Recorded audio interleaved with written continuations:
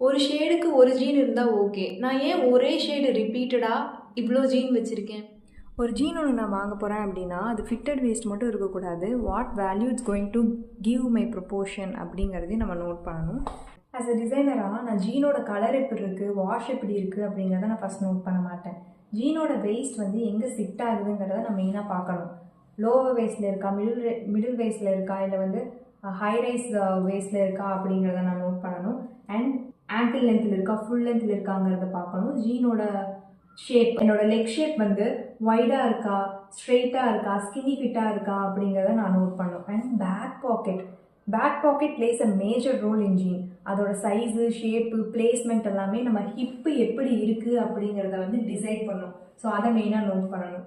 So டிசைனராக ஒரு ஜீனை வந்து நம்ம சூஸ் பண்ணும்போது இது நமக்கு ஃபிட் ஆகுதாங்கிறத மட்டும் பார்க்காம இந்த ப்ரொப்போர்ஷன்ஸ் எப்படி நம்மளை சேஞ்ச் பண்ணும் அப்படிங்கிறத வந்து நம்ம நோட் பண்ணணும்.